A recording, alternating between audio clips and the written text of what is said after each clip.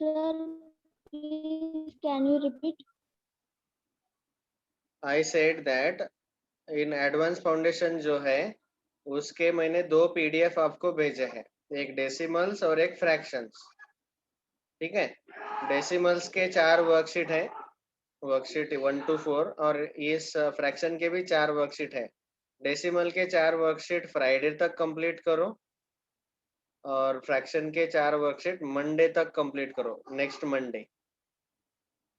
Okay, और जो भी डाउट्स है next Monday.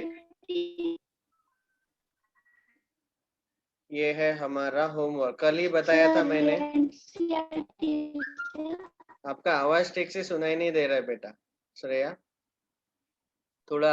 Sir, when will you add biology? अभिषेक स्वामी क्या बोल रहे हो, आवाज सुनाई नहीं दिया। आज बचे हुए डाउट्स डिस्कस करेंगे। ये शॉपकीपर वाला क्वेश्चन चल रहा था। See the question is, a shopkeeper sold 2 books at rupees 15. Profit of one was 25% and loss on the second was 25%. How much did he gain or lose in percentage? तो यहाँ पे actually ये मैं बाद में जब परसेंटेज ऑप्शन दिए थे। आपको प्रॉफिट लॉस परसेंटेज अगर पिछले स्टैंडर्ड में पढ़ाया है टीचर ने तो फिर आप सॉल्व कर पाएंगे, नहीं तो नहीं। प्रॉफिट लॉस चैप्टर में ये एक शॉर्टकट है, ये शॉर्टकट से ये क्वेश्चन सॉल्व हो जाता है। ये कौन सा शॉर्टकट है कि अगर 2 ऑब्जेक्ट एक ही कॉस्ट में अगर सेल किए गए, देखो 2 ऑब्जेक्ट मतलब यहाँ पे 2 बुक्स है और दोनों का सेलिंग प्राइस 15 है, ₹15 सेम है, और लेकिन सेल करने के बाद ये 2 अलग अलग बुक है। एक बुक पे उसको प्रॉफिट मिला, दूसरे बुक को सेल करने के बाद उसको थोड़ा लॉस हुआ, लेकिन जितना प्रॉफिट हुआ उतना ही लॉस हुआ, तो टोटल उसको क्या होगा, लॉस या गेन। तो इसका स्टैंडर्ड आंसर है उसको हमेशा लॉस ही होगा, और वो परसेंटेज में लॉस निकालने का डायरेक्ट फॉर्मूला ये है, लॉस परसेंट इक्वल टू जितना भी परसेंटेज लॉस हुआ है उसका स्क्वायर ले लो अपॉन 100। ये शॉर्टकट है, this is a shortcut way to solve that question. ठीक है, अभी ये कैसे आया, क्यों ऐसा आया, ये हम प्रॉफिट लॉस चैप्टर में डिटेल में डिस्कस करेंगे।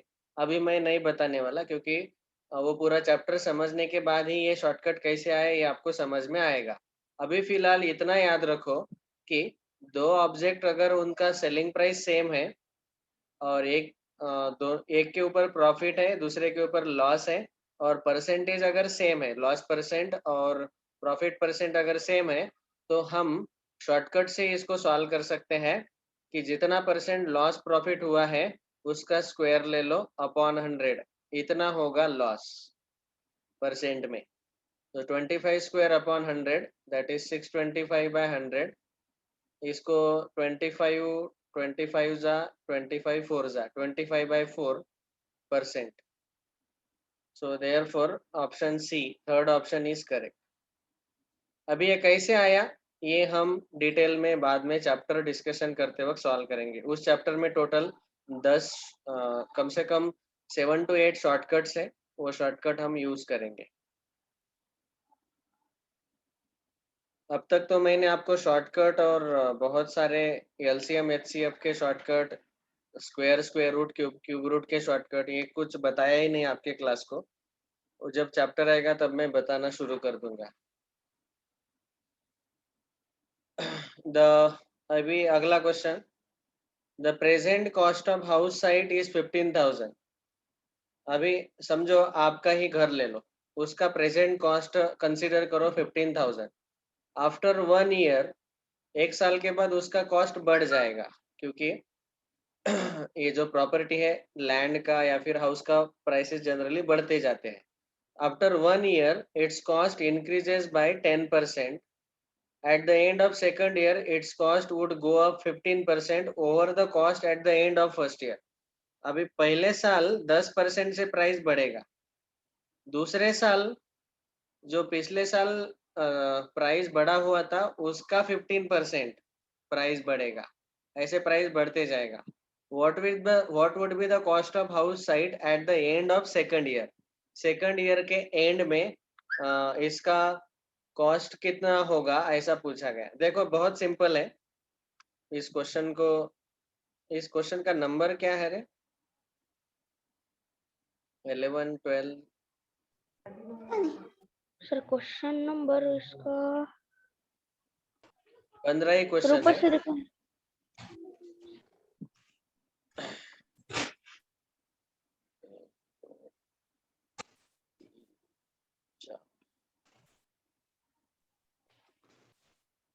अच्छा, दिस इज क्वेश्चन नंबर 11।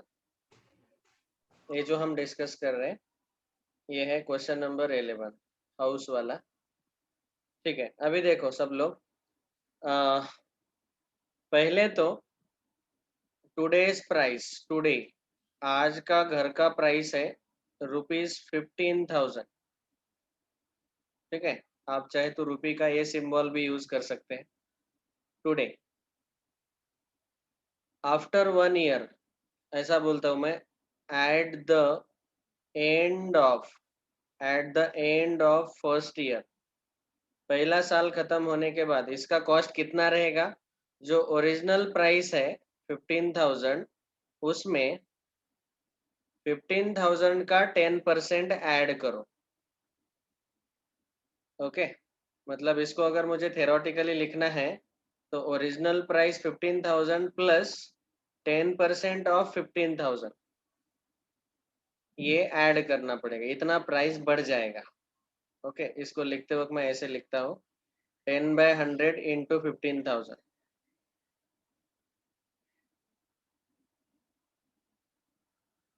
ठीक है, एक साल के बाद इतना प्राइस बढ़ जाएगा, 10% से बढ़ रहा है ना, वहां पे क्लियरली दिया हुआ था। सो ओरिजिनल प्राइस 15%, बढ़ रहा है प्राइस इसीलिए प्लस 15,000 का 10% ऑफ 15,000 वो उसमें ऐड करेंगे। तो ये 0 0 कैंसल, 0 0 कैंसल, ये आएगा 15,000 प्लस 10 इंटू 150, 1500। 15,000 प्लस 1500 टोटल कितना आएगा देखो, एडिशन 0 0 5 16,500। ये एक साल के बाद इसका कॉस्ट होगा at the end of 1 year. ठीक है, अभी दूसरा लाइन पढ़ो, at the end of second year it's cost would go up 15% over the cost at the end of first year.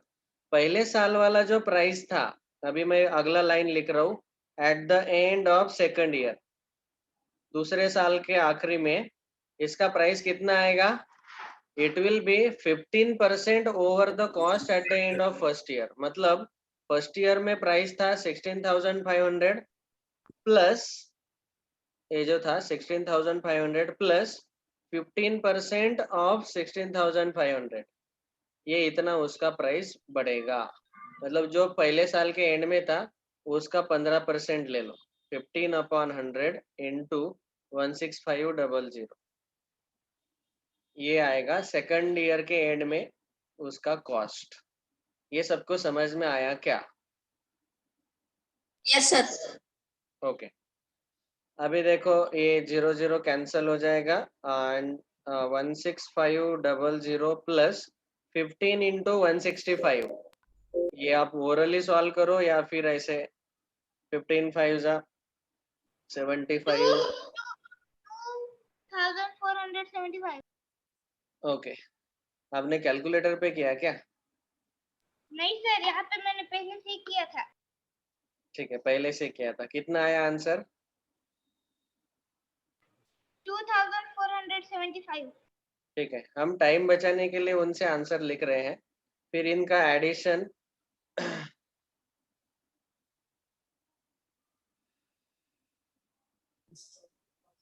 18975। Okay, 18,975 this many rupees. 2 साल के बाद हमें क्या पूछा? What would be the cost of house site at the end of second year. So it will be 18,975. That is second option is correct. ठीक है. So option B. आपको क्या करना है, इसीलिए ये 10% ऑफ 15,000 और 15% ऑफ 16,500 ये दोनों फाइंड करने हैं और वो ऐड करने हैं ओरिजिनल प्राइस में. सर हम ऐसा नहीं कर सकते क्या कि 10% प्लस 15%, 10/100 प्लस 15/100 करके जितना परसेंट आएगा उसे. नो, ऐसा नहीं कर सकते क्योंकि यहाँ पे क्लियरली बोला गया कि 10% लेना है ओरिजिनल 15,000 का 10%. ठीक है. और 15% किसका लेना है, जो पहले साल के एंड में प्राइस था 16,500, इसका 15% लेना है. तो 10% अलग नंबर का है, 15% अलग नंबर का है, तो आप दोनों एक साथ नहीं ले सकते. समझ में आया क्या? Yes sir. ठीक है, ये था question number 11. Next question number 12. ये तो बहुत आसान है, बच्चों जैसा क्वेश्चन है. Sum of the smallest 4-digit number and largest 3-digit number is. सबसे पहले 1999. Okay, smallest 4-digit 1000 and largest 3-digit 999. 1000 and 999, 1999. Second option is correct. ये है 12, ये है 8. 12 plus 8 20, 20 plus 36, आंसर इज 56. ठीक है, ये तो ओरली सॉल्व हो गया. बाद में यहाँ पे मुझे पता नहीं कि आपको एडिशन ऑफ पॉलिनोमियल पढ़ाया कि नहीं, but this is also. Anyways we will discuss now.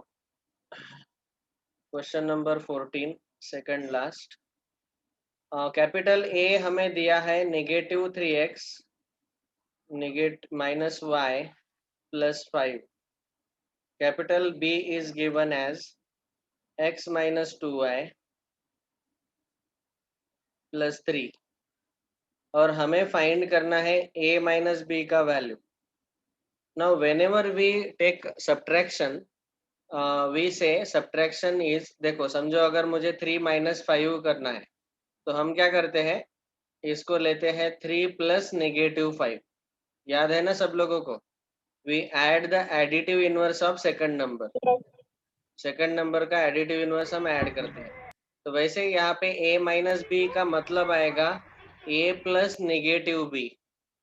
तो पहले हमें -b फाइंड करना है. -b मतलब सबके साइन चेंज कर दो. x का -x होगा, -2y का +2y होगा और ये -3 होगा.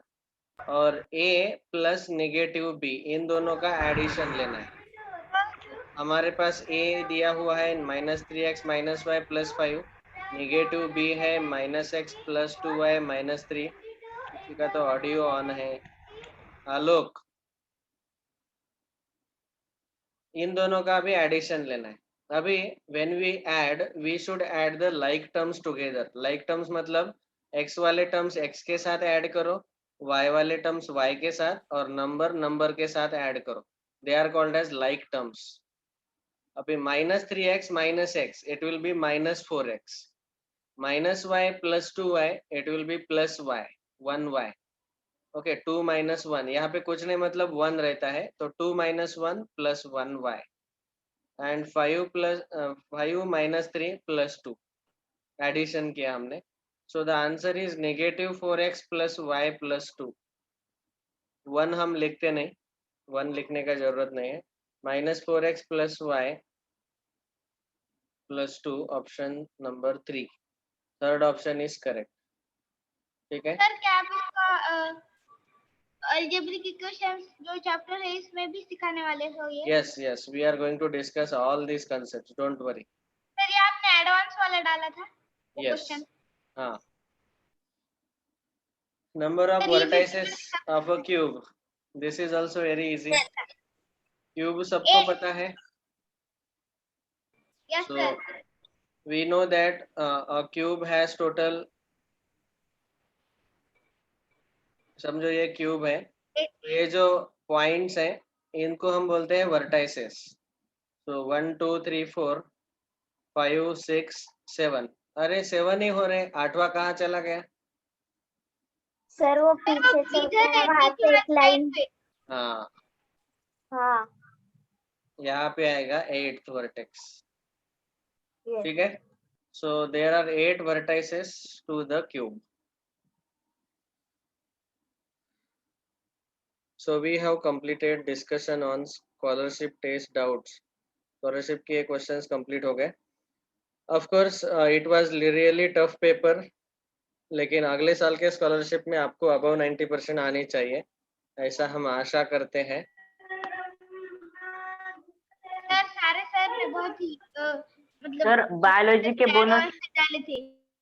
बायोलॉजी का बोनस नहीं मिला क्या आपको? अच्छा. Okay. Yes. Can anybody define what do you mean by data? The raw collection of observations is known as data. Okay. Data का डेफिनेशन इन्होंने ऐसा बताया, raw collection of observations is known as data or is called as data. ठीक है. What do you mean by observations?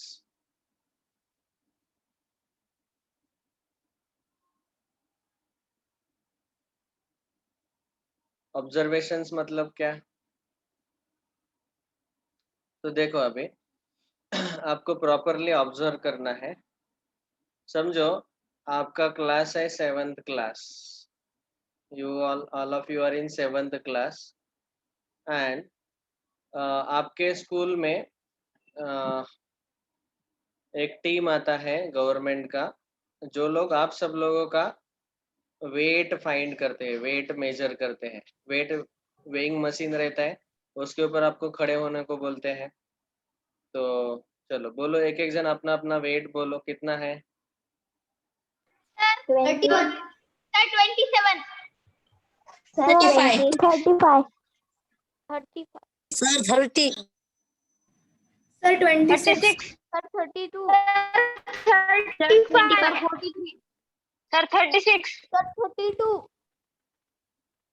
Sir 20.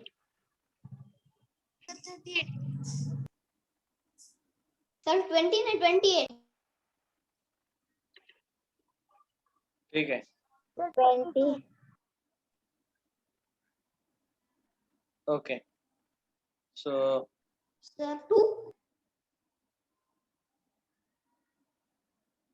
ठीक है, ये हुआ वेट. अभी ये क्या है? This is a raw collection. Raw मतलब एकदम मराठी भाषेत या रॉला आपण म्हणतो, रॉ मीन्स कच्चा. कच्चा. हा, रॉ मीन्स कच्ची माहिती. मराठीत एकदम सिंपल मराठीमध्ये त्याला आपण म्हणतो कच्ची माहिती. अच्छी माहिती.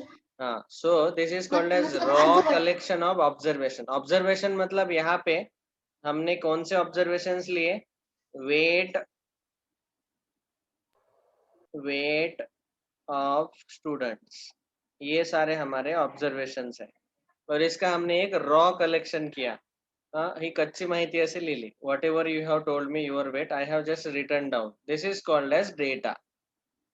और दूसरा रहता है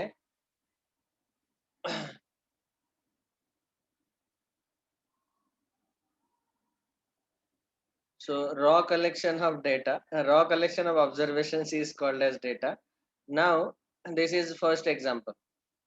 अभी इसी रॉ कलेक्शन को मैं थोड़ा प्रोसेसिंग करता हूँ.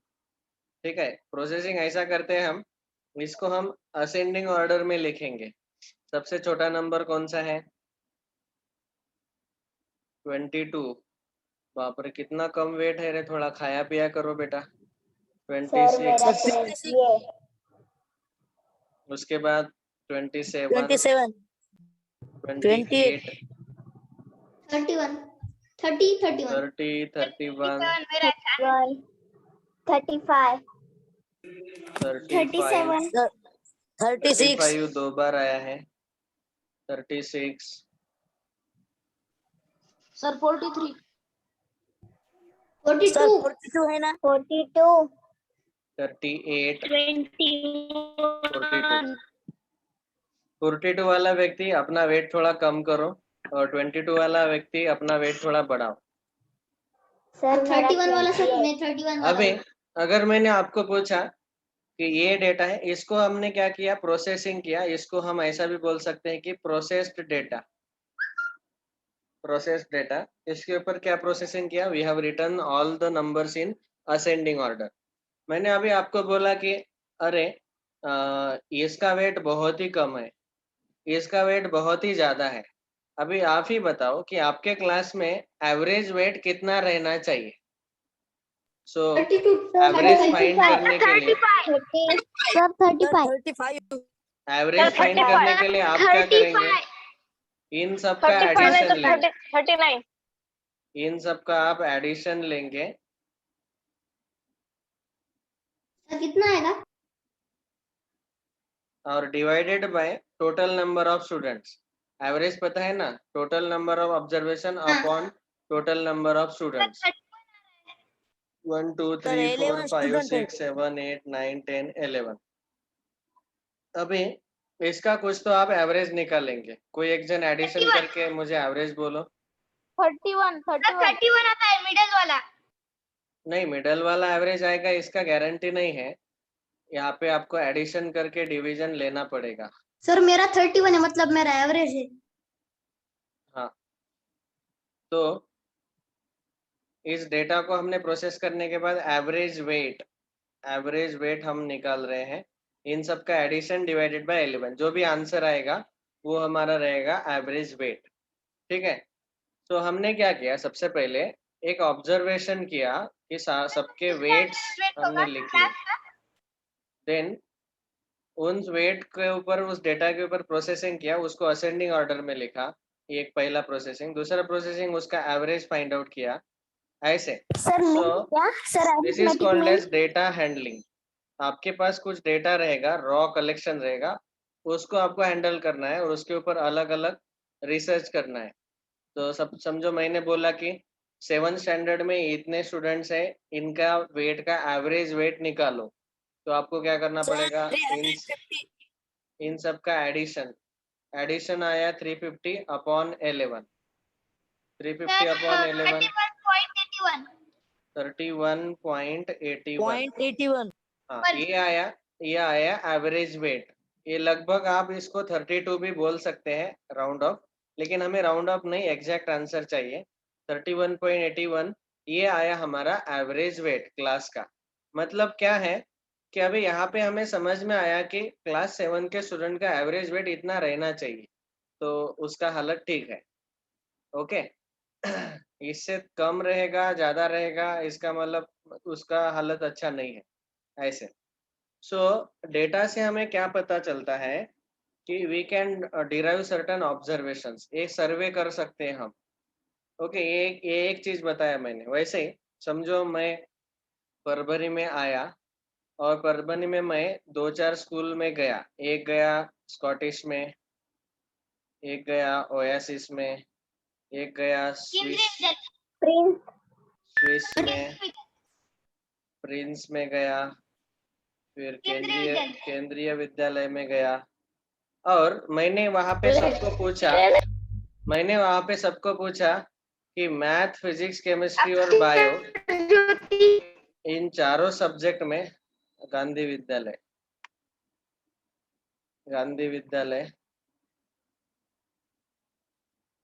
ठीक है। मैंने सबको पूछा कि आपके 7th स्टैंडर्ड में मैथ्स में एवरेज मार्क आउट ऑफ 100 कितने मिलते हैं। तो स्कॉटिश वालों ने बोला हमारे यहाँ तो मैथ्स में 95 एवरेज मार्क्स मिलते हैं, बच्चे बहुत होशियार है। एवरेज मार्क्स मतलब क्या, वो बोलेंगे कि हमारे क्लास में मैथ्स में ऐसा एक लिस्ट बनाया उन्होंने, 60 स्टूडेंट का, 60 स्टूडेंट है 7th स्टैंडर्ड में, 60 स्टूडेंट का कुछ स्टूडेंट को 50 मार्क्स मिले, 100 में से 50, कुछ स्टूडेंट को 99, ऐसे ही इन सबका एडिशन करके डिवाइड बाय 60 किया और उन्होंने मुझे बोला कि एवरेज स्टूडेंट को 80 मार्क्स मिलते हैं मैथ्स में।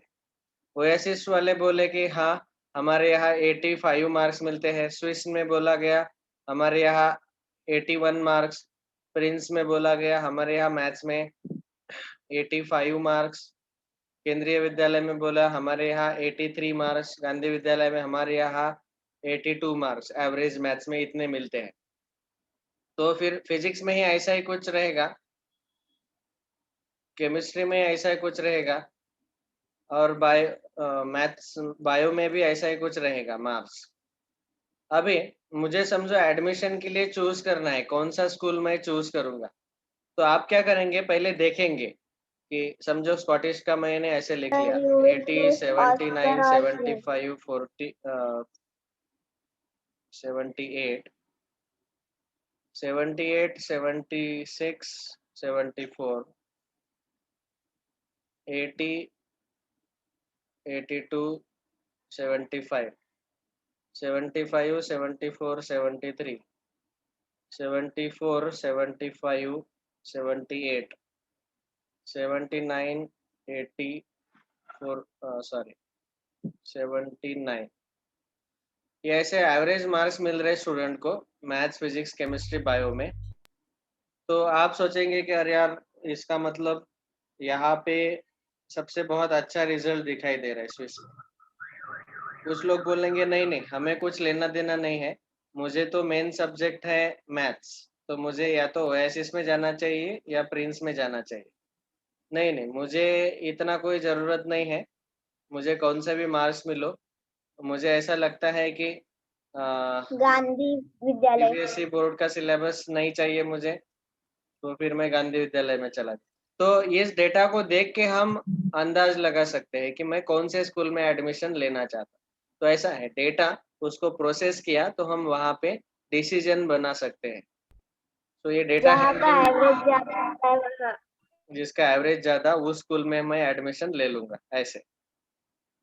ओके, तो ऐसा डेटा हैंडलिंग का